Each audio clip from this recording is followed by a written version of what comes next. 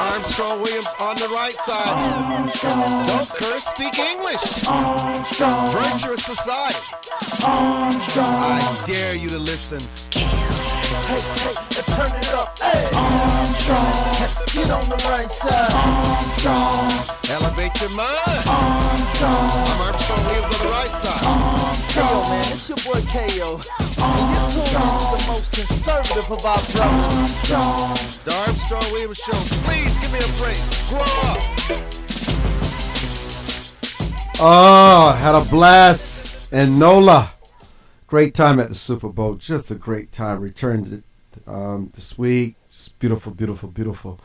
New Orleans really is a golden city. I mean, anytime you can stay in a hotel in it. It's a 15-minute walk to the Superdome, back and forth. Police are friendly. Not the overabundance of police officers. I mean, people are free. They're trusted. The climate is warmth. And, I mean, they know how to host a party. And, the Super Bowl was just so electrifying. I got nervous for my Ravens.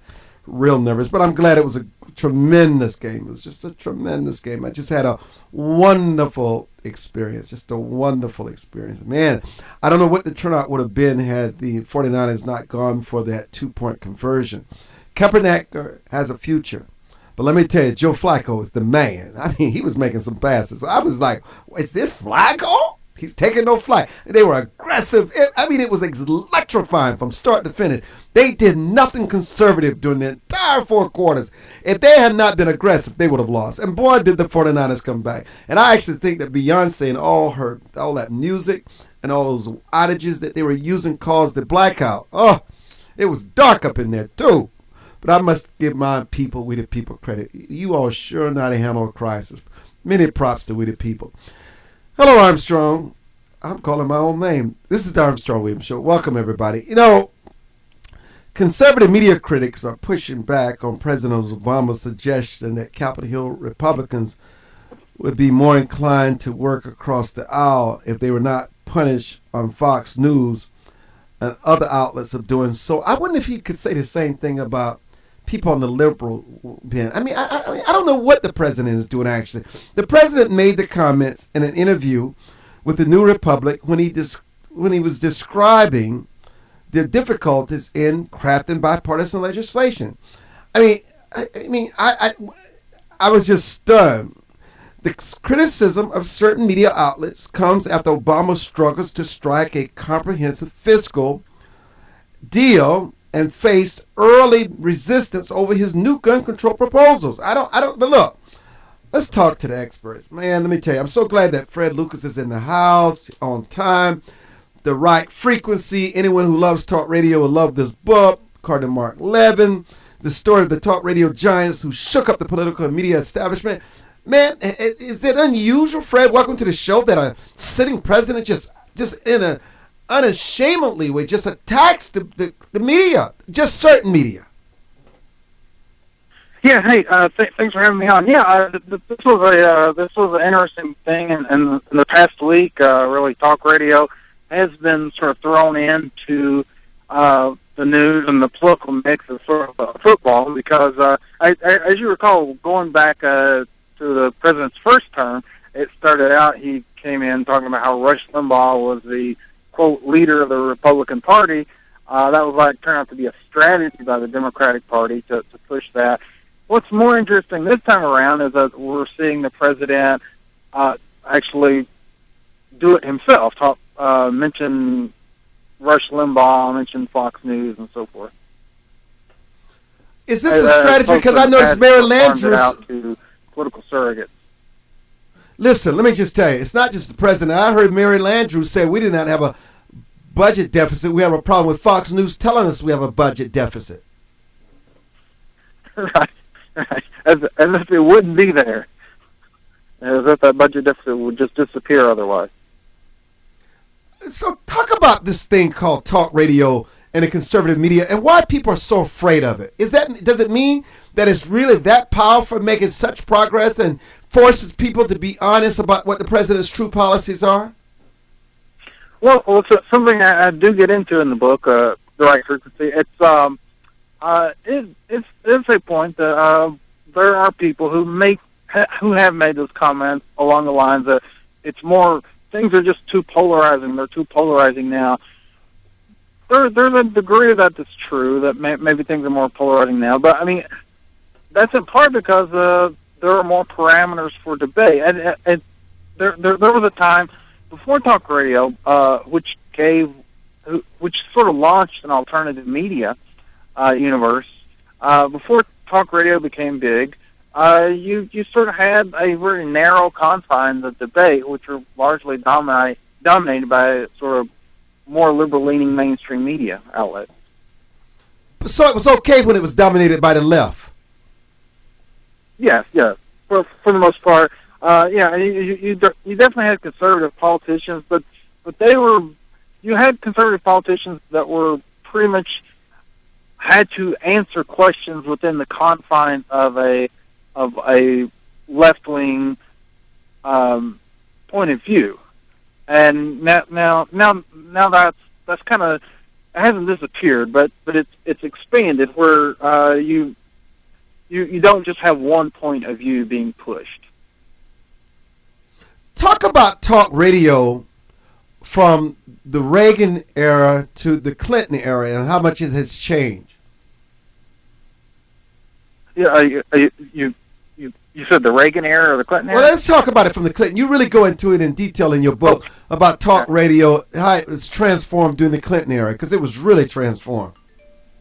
Yeah, that's definitely true. One thing that I write about in the Right Frequency is that if getting rid of the fairness doctrine, if that was probably the best thing that ever happened to talk radio, but Bill Clinton was probably the second best thing to happen to talk radio. And in that he gave the industry just a lot of material to work with. He had lots of scandals throughout that administration, and that's when we saw Rush Limbaugh become really a huge megastar. And at one point he had his own TV show. He was doing Pizza Hut commercials. He was doing Florida orange juice commercials, and from that, his prominence spurred like the national growth of several other major national shows. He was really among the first. I say among. He was not the first, but he was among the first to get a really huge national show that was just dedicated to politics. What was it about the Clinton era? Well, the Clinton era, I think it was just reflecting on Bill Clinton now, compared to Obama, Clinton doesn't necessarily seem that liberal. So it wasn't entirely an ideology, I don't think, so much as it was there was a good bit of corruption within the Clinton administration, and that intrigued a lot of people. And talk radio was sometimes, and conservative media was sometimes the biggest watchdog out there for Clinton corruption, because you did have sometimes a protected mainstream media that tried to poo-poo some of these scandals. And one section I have in the book, The Right Frequency, is it's called Radio's Road to Impeachment, and it kind of goes through the course where talk radio in a lot of ways kept these scandals on the public agenda. I really like the fact, I thought you would get into, because I think our audience will love President Clinton's nomination of Zoe Baird to be Attorney General, and how they expected one thing. Even Clinton declared in your book that she was a junkie, a talk show host junkie. Talk about what they had in mind versus the reality, and how that really served as a launching pad of the true power that was growing with talk radio. That is one of the that's a good point. That's one of the areas where talk radio did have like a direct influence, because it's something that the mainstream media they just sort of saw it, the whole Zoe Baird situation and they kind of yawned about it. Rush Limbaugh went on the airwaves and some other hosts, and they talked about it day in and day out. Once there's a lot of public interest in something, well, then the mainstream media will cover it almost out of necessity, because it will, give the people what they want aspect to it. And eventually she she withdrew from her nomination to be the Attorney General, and that was a big victory for talk radio.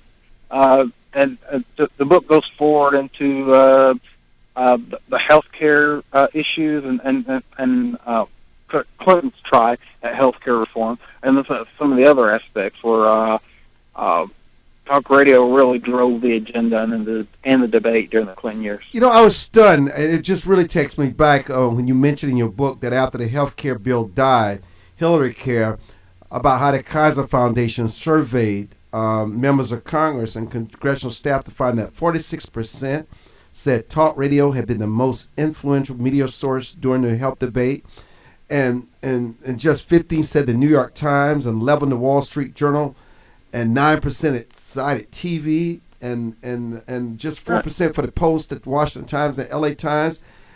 It's mind-blowing if you compare the influence of talk radio just a few years before. We're coming back with Fred Lucas, The Right Frequency, the story of the talk radio giants who shook up the political media establishment. We'll be back. Armstrong Williams returns in a moment.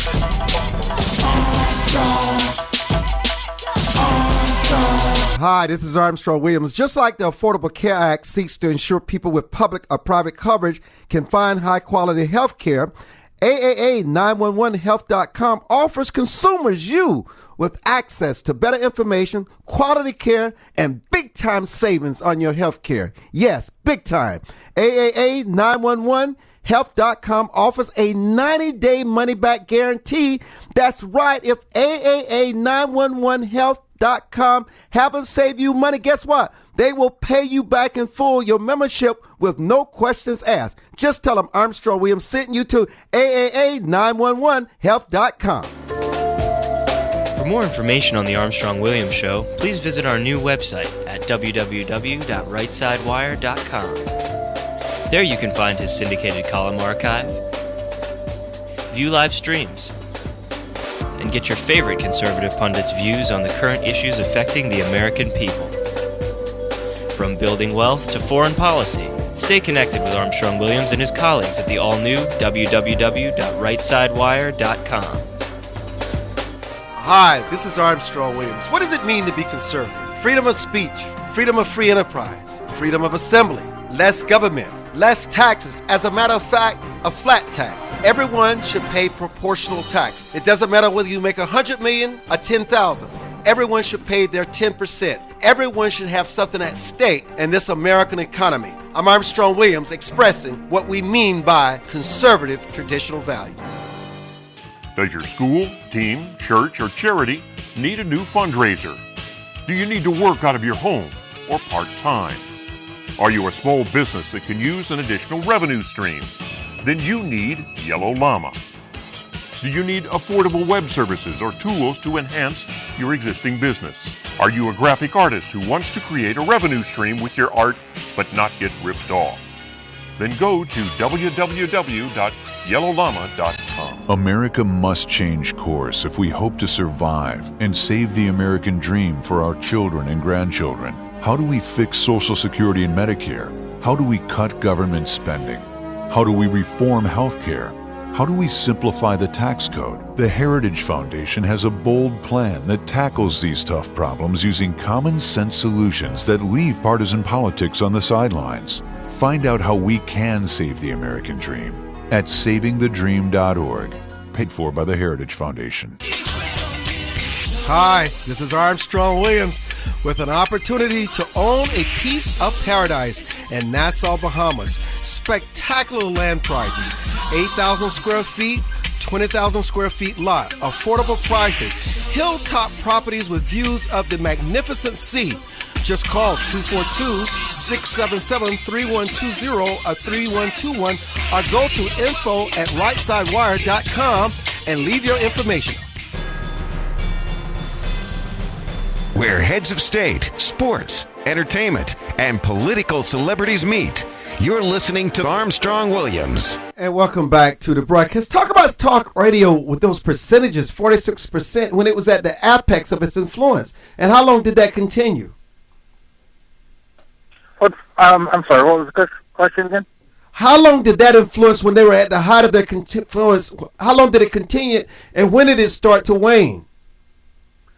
Well, that's a good question because a lot of people thought during the 1990s when talk radio became such a huge force, and you had not only Rush Limbaugh, but during that time, G. Gordon Liddy became a very big host, Michael Reagan became a very big host, and then you had the it did start to wane a little bit at one point during, I think, 1997 after the re-election of Bill Clinton, when you did see that, yes, talk radio did have its limits, of course. But then the Monica Lewinsky thing happened, and then ratings skyrocketed once again. People tuned in. I mean, the people that stopped listening, they decided to listen again because this was something to tune in for, to hear what Rush had to say about Monica Gate. And then there were a lot of people who questioned, what's going to happen to talk radio once they don't have Bill Clinton kick around anymore. But it not only survived, it really thrived. And something right about in the right frequency is it was not during Bill Clinton, but during George W. Bush when you had talk radio really became bigger in terms of the number of hosts that were out there. Sean Hannity became a national host. He had a major New York show for quite a while, and it filled in for us. But he became a national host during that time. Glenn Beck, Michael Savage, they all became major national hosts during the Bush years. So and that was also, getting back to the mainstream media, that in some sense had to do with that as well, because the mainstream media was very in a lot of ways confrontational with Bush and provided a lot of negative coverage, so people sort of tuned in to talk radio to get another side, and I meant sometimes a pro-Bush perspective. Why do you think white males were so successful at this genre?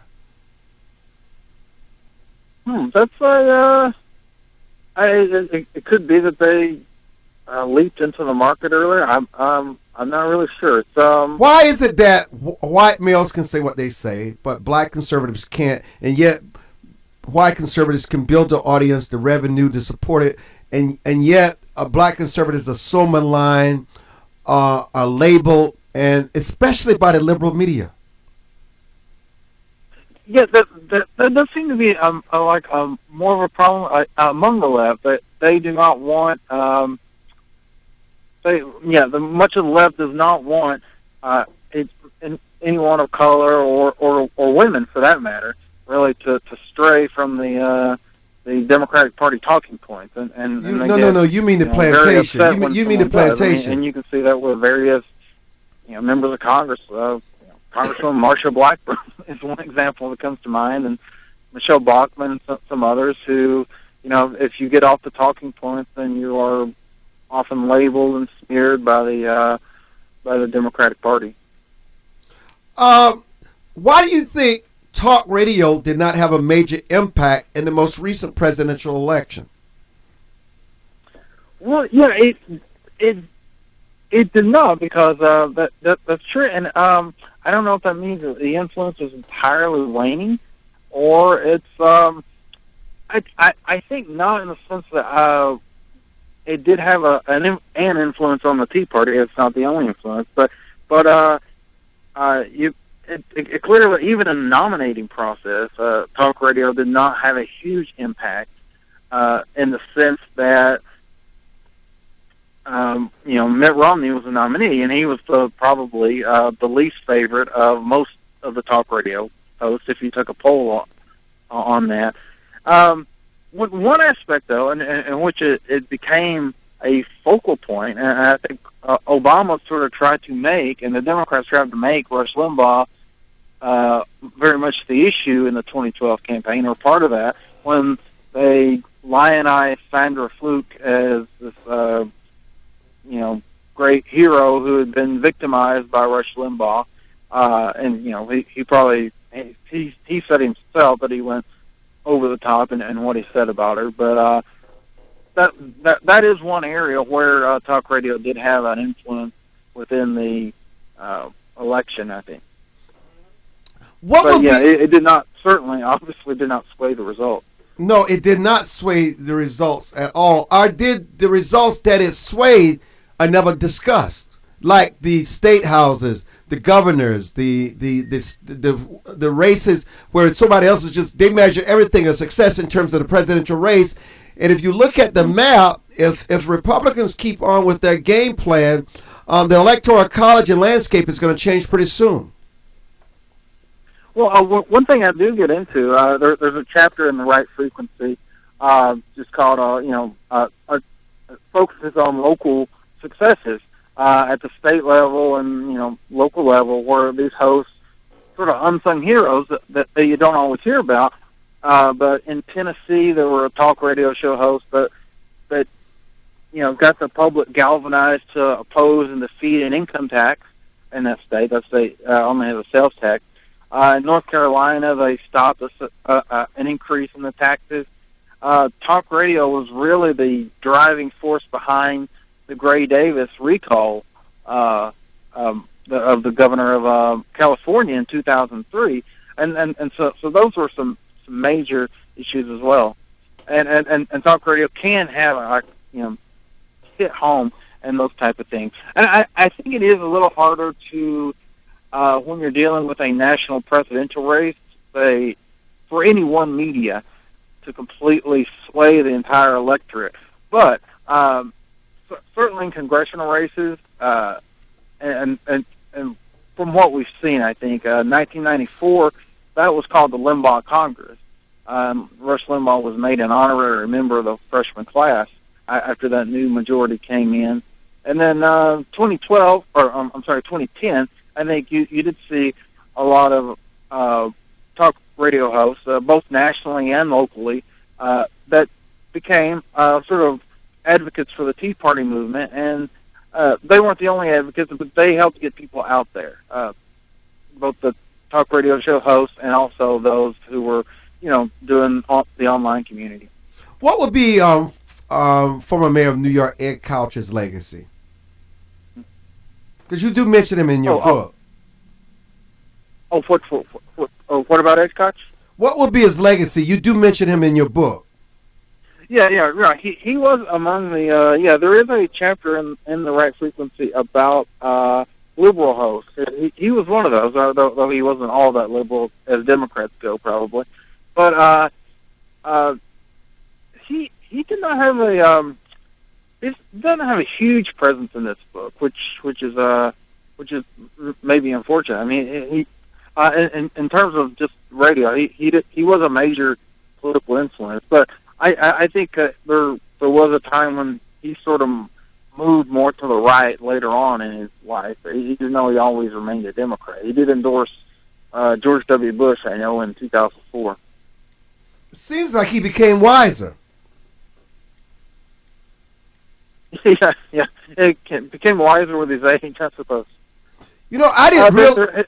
He is also in this. Barry Farber, though, is someone I write about, who actually ran for mayor against Ed Koch back in 1977. Barry Farber was a radio legend in New York City, and still broadcasts actually, but he began broadcasting all the way back to the 1960s. And he's one of the people I interviewed for the book, and he's really a lot of insight there. I mean, he really goes in, gives you a lot of perspective on how talk radio began, and one interesting aspect about that is it began sort of through FCC pushing regulation for more public discussion after this payola scandal, where the record executives were bribing radio DJs to play certain music to increase record sales. And that was in the late 50s, early 60s, and then that blew up into requirements for a certain number of hours of political debate and so forth on the radio. How can someone go out and buy this book, and why is it so important? Well, I think it's important because I consider a history of the United States since the 1920s through the lens of talk radio, and that's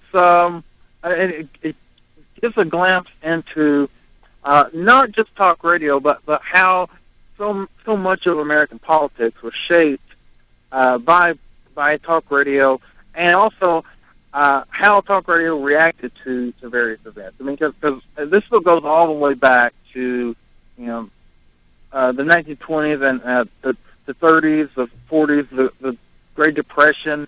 How talk radio reacted to that. Some of the hosts that were coming out against the New Deal. Some of the hosts that stood with Joe McCarthy, and some of the hosts that stood against Joe McCarthy.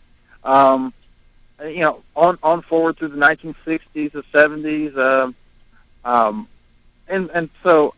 it also gets into it tells the truth about a lot of liberal myths. I think one was that Father Coughlin was a right-wing radio priest, which he was not. He was actually a very far-left pro-New Dealer who thought the New Deal didn't go far enough. And it gets into how the Johnson administration really used the fairness doctrine and the FCC to go after political enemies. And I think that's a lot of things. There are things in this book that the left doesn't want you to know. Well, listen, they've got to go out and buy this book, The Right Frequency by Fred Lucas. You were a terrific guest. Thank you for writing the book, and thank you so much for joining us. Oh, thanks so much for having me on. Our pleasure. Gary Barnard is next. Don't go away. Armstrong Williams returns in a moment.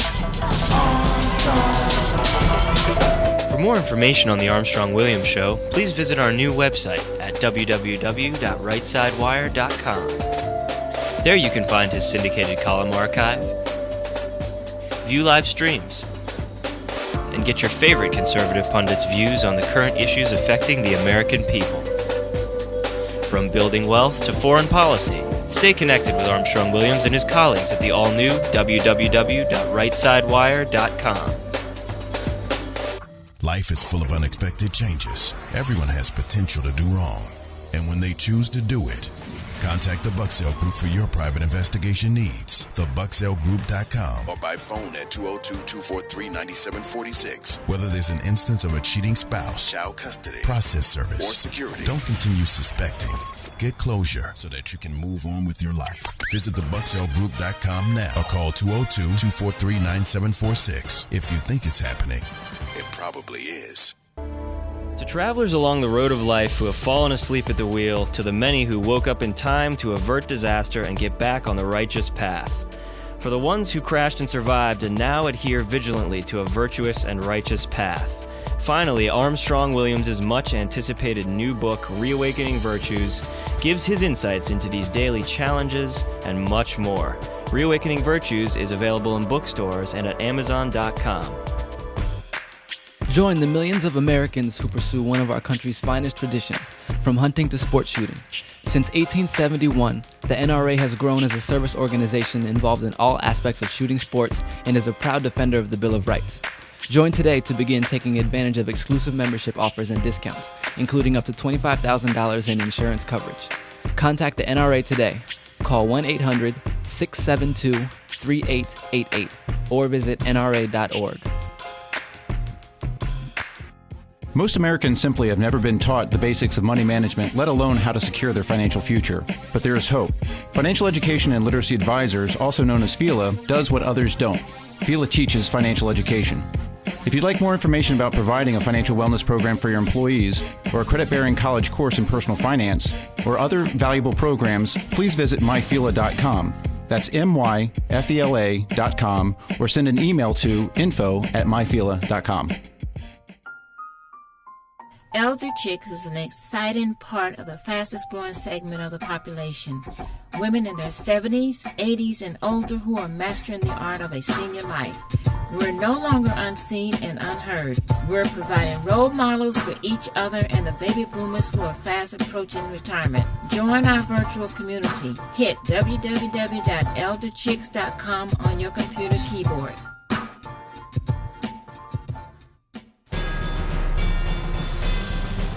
Where heads of state, sports, entertainment, and political celebrities meet.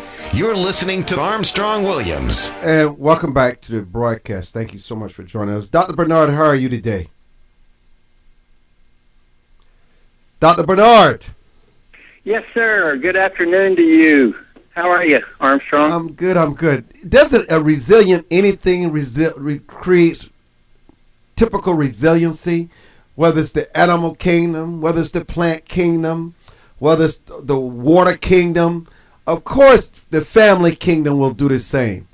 And I'm interested in this thing about resilient families create resilient communities. And you talk about the psychological resilience is our ability to cope with adversity without it defeating us. Do you think how do you develop resiliency? Is it something that comes through toil and strife? Yes, that is correct. You know, this ability to bounce back, some of us have thought, just in general, and even people in the field that study this at one time thought that, well, maybe this is a trait that we're born with. You know, early studies in the 60s and early 70s indicated that even with populations of very poor and disadvantaged children that have been neglected and starving, that about 30% of that population would somehow get through these adversities and challenges and become stronger. That's pretty high percentage, but we're not born with it. We absolutely have to learn it. And it seems that it comes primarily through teaching it. Since we do learn it, it can be taught. And our first teachers are our parents, but it has to be paired with a very, very supportive, healthy, supportive social network. The family system, of course, is our first hopefully healthy family, social network. So it's going to take this guidance, support, encouragement, and an active teaching of these characteristics and of these coping strategies that help us to get through rough times. The interesting thing is, as we do succeed, as we do have victory through adversity, then it strengthens that. We start to believe differently. We think about ourselves differently.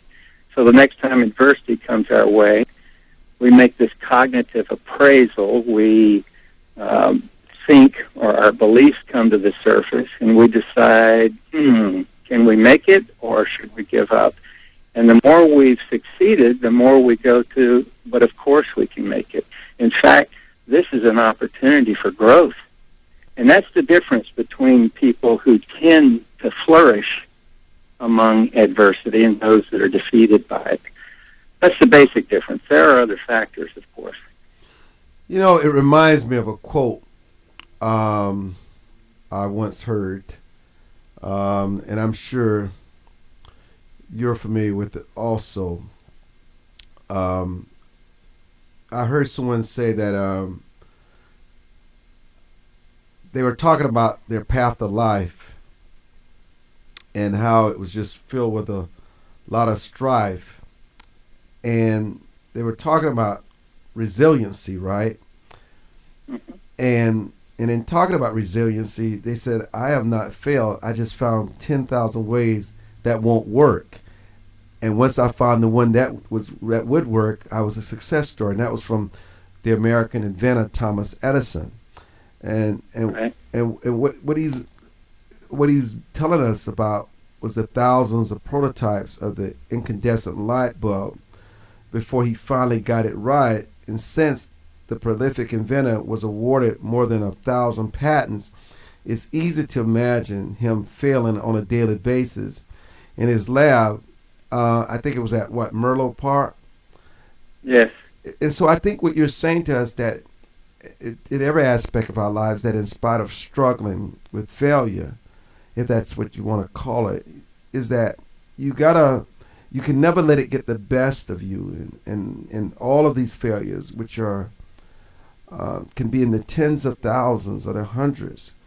Resilience sort of gives you the world some of the most amazing inventions of the early 20th century, and resilience give us some of our most remarkable generals and some of our most remarkable teachers and some of our most remarkable people who saved lives. And it's hard to imagine what our world would be like if many of them had given up after their first few failures. Yeah, absolutely. you know, there are many, many people. You've named a few, but think of Helen Keller.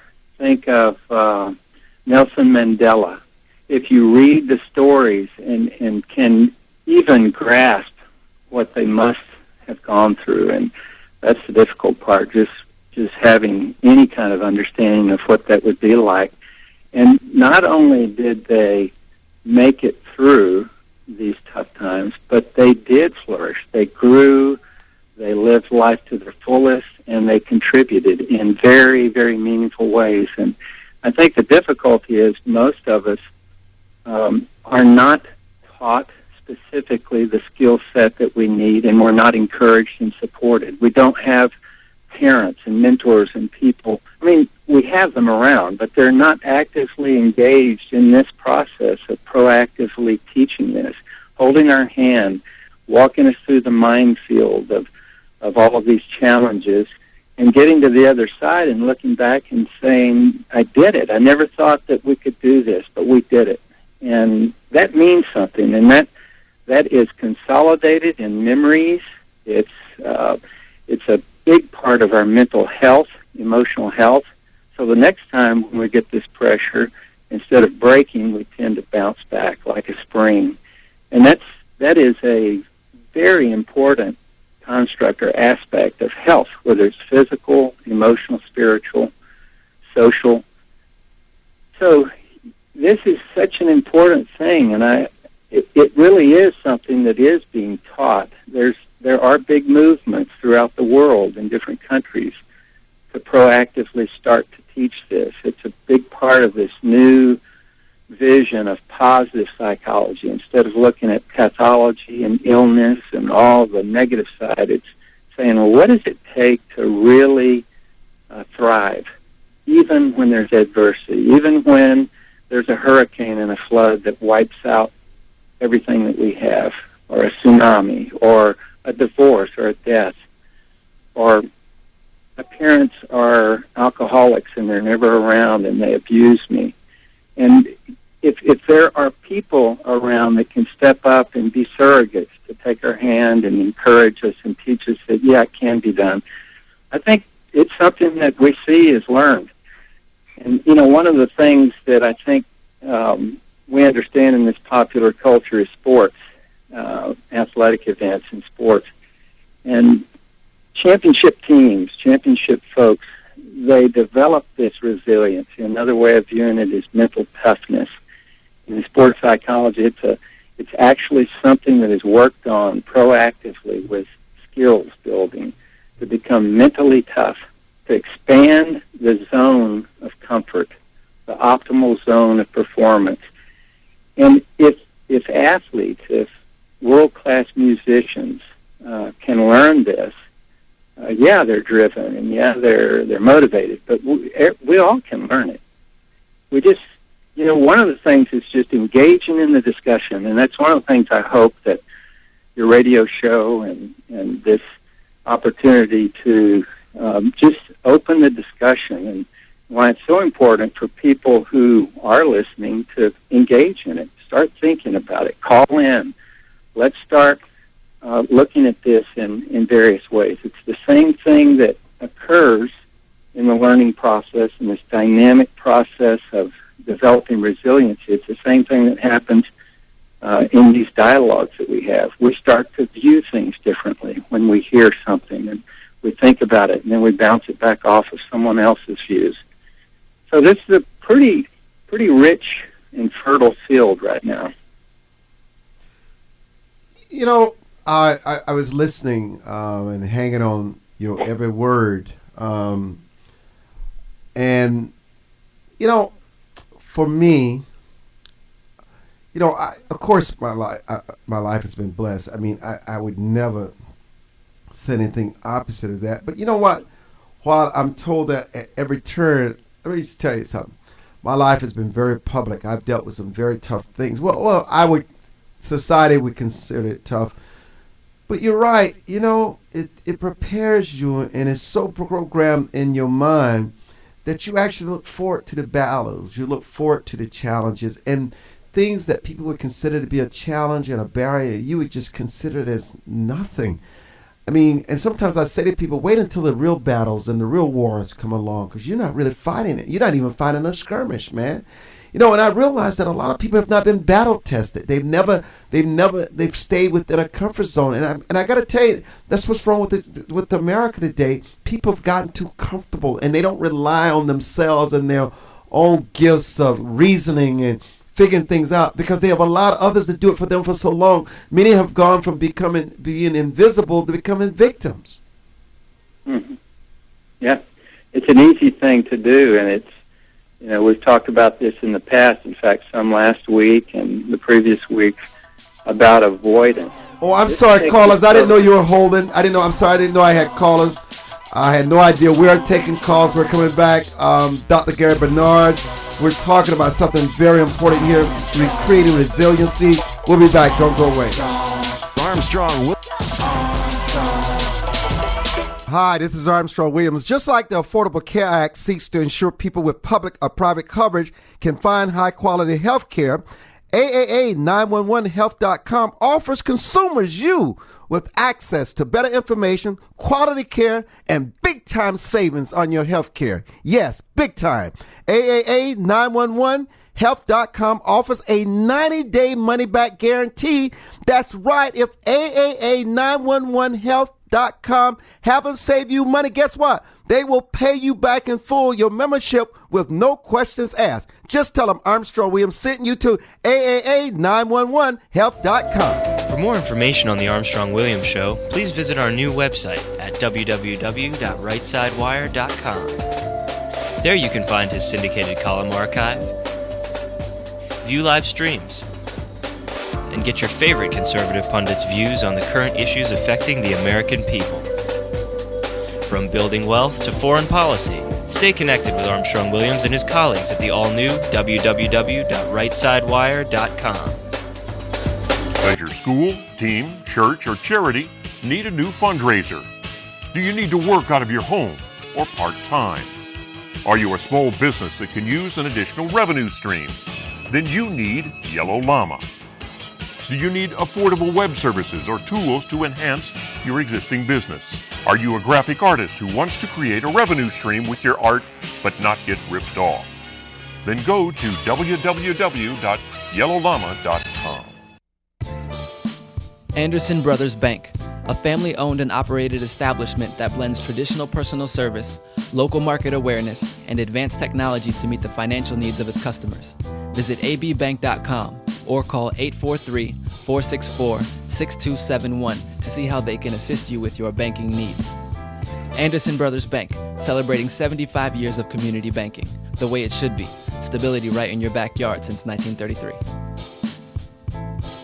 America must change course if we hope to survive and save the American dream for our children and grandchildren. How do we fix Social Security and Medicare?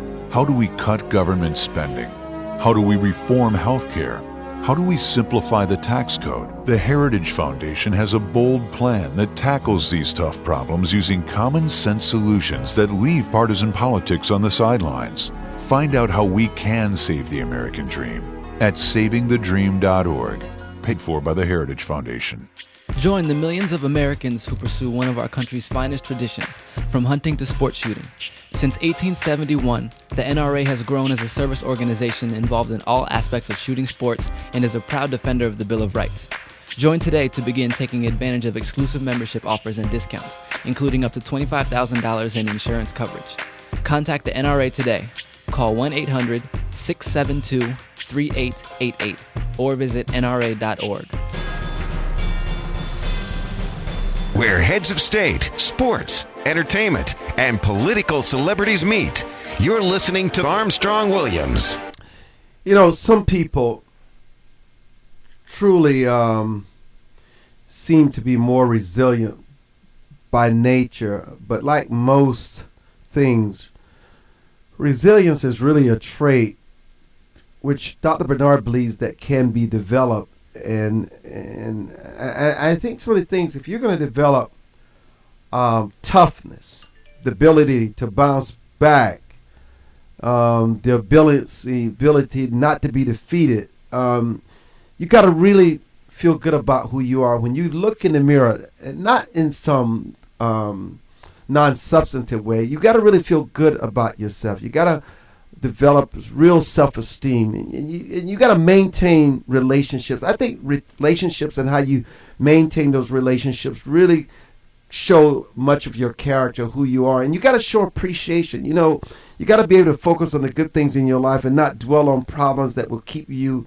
You got to focus on those things that will keep you in a uplifting, in sort of an incubator, and help you to be more effective. And you got to always, you know, with Dr. Barnard, it's so easy. I always see the good. I always see where he's going with his discussions. Sometimes I feel like I'm a step ahead. You got to always find the good. You got to find it. And then you got to be proactive, even with the things that Dr. Barnard shares with us.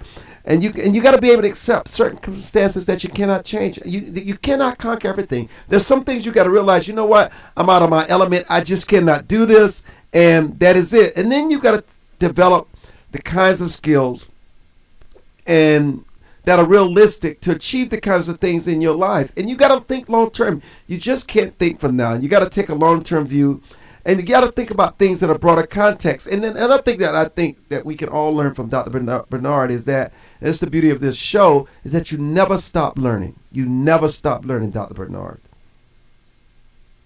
Yeah, if we just accepted that and put that front and center, it would change our whole view of life. We wouldn't retreat and avoid. We would keep pressing forward, knowing that there's still something to be learned. And if we don't know how to do it, maybe someone else does. And that's where these relationships come into play that you spoke of, that I think are incredibly important. This social network can lift us up, can inspire us, encourage us, can walk hand in hand through these things, and we can learn from other people's experiences. And some people know a lot of things that I don't know, and in talking to them, I get to learn the same. It's just an incredible thing, and the family is the classroom where this takes place. The world is too, and our schools are, but the primary classroom is our family. And that's what I would like to see, is that we can just really get on fire with this notion, because we can change the world literally in a generation. If we believe this and start teaching it and reinforcing it, everything seems to change in a very positive way. But you know what? That's difficult when you reach a certain age and you've had nothing but disappointment in your life. How do you change that script? You're going to take a lot more energy when you've gone through many, many, many defeats, and you've already developed a pattern of sort of becoming resigned and just fairly complacent and having a very narrow, rigid comfort zone, and that's where we stay. So that's it's not that we intend to do that, but these experiences can teach us to be very rigid and withdrawn, because it's too fearful to sort of branch out and try to keep learning. But it still can be done. Usually it takes some life-changing event or a phase of life event that sort of knocks us off center. And then if we have the support group, we fight through it and we see that it can be done. And that can really inspire us. And I think that's all too often what it takes. It doesn't have to be that. We can just decide, I'm going to do it. People do that with smoking as a habit. Out of the blue, someone's tried to quit smoking for years and years and years. They're in their 60s or 70s. A little grandchild hops up on their lap and says, "Granddaddy, I wish you wouldn't smoke. You're going to die." And the person changes. They drop it immediately. It's a fascinating thing. Yeah, it is a fascinating thing. What are sports, books, things that you could endeavor in that builds those kinds of skills, Dr. Barnard? I think sport is a remarkable one, but anything that requires some mental discipline. It could be voice lessons at a very early age, and you don't have to be trying to become a world-class opera singer, but it could be that. It could be debate in school. It could be getting involved in the chess club in school as children. It can be sport. It can be scouting, people that get into the scouting program and shoot for the ultimate Eagle Scout, perhaps. All of these kinds of formats or structures, they have sort of a built-in guided structure of processing that makes this easier to develop, especially if we have the people around us teaching the specific skill set that we need. One of those is truly, it starts with how do you want to choose to think about yourself? Because how you think about yourself really informs how you're going to think about others. If you can think about yourself and others in a positive way, you've got a whole bunch of this stuff licked right up front. And that's a huge thing, but we many times overlook that and expect people just to develop that randomly. And it doesn't happen that way, I don't think.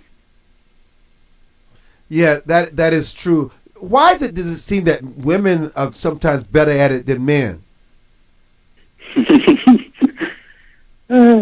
Well, that's a loaded question. There are a lot of studies on gender differences, and women just have a lot more drive in some ways than men in general. For example, if a woman is in a particular spot in life and their security is at risk, many of them will become incredibly energized and motivated to become more secure by gaining some independence and problem solving, whether it's for their children, for their career, for their family, whatever it may be. And I don't know what the difference is. There are some gender-based differences in our neurology, but I don't think that's really the primary thing going on here. I think it's need-based, and if we're giving in to things and becoming rather dependent and withdrawing and not engaging in this exposure, we're not going to develop it. I don't care who you are, male or female, old or young. So we've got to have a plan of exposure, but in a way that's supported so that we don't have to do it alone. We don't have to do it alone. You know, I guess, how do families, how important it is for brothers and sisters to reinforce that resilience and example beyond your parents?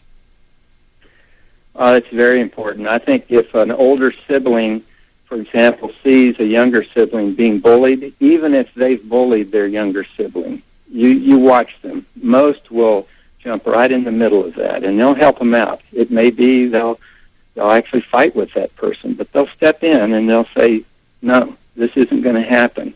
And it's that kind of support when you know someone close to you in your family structure has your back that empowers you. You start to watch them, and if they're modeling healthy ways to develop resiliency, you start picking up on it really quickly. You know, Dr. Barnard, I'm glad we have enough time to ask this thing. How can people find out more about you? Well, you can go to my website at www.thepowerparent, and it's power-parent.com. So www.thepower-parent.com. It also talks about the release of my new book. It has a bio of me. It has some other interests and things. So that's one way you can learn about me. How did you get started? Well, I got started by being pretty driven with sports, and that kept me involved in school and wanting to go to college. And I, at one time, wanted to be an ophthalmologist. I had some problems with my right eye when I was young, and I wanted to be an ophthalmologist. And so I went to college, played football, ended up studying biology and pre-med, and then got interested in psychology my junior year and ended up with a degree in psychology and a minor in biology, and it just sort of took off after that. I was very fired up about all this, this learning about the mind and about human behavior. It's a fascinating area. It is fascinating. People really don't realize just how powerful the mind and the brain is, do they? No, they don't. No, we don't. And if I may, if we have time, here are the takeaways. I really think this is important. Our health and well-being is directly related to all of us being able to follow natural principles of health. That's a very powerful statement. And resiliency, what we've been talking about, is a process that really propels us forward toward that goal. Even if we're faced with the inevitable adversities of life. And the things we can take from it is resilient families do create resilient communities, but these resilient communities provide the support and thereby reduce the risk factors for those that are more vulnerable. Thank you, Dr. Barnard. We look forward to next week. For more information on the Armstrong Williams Show,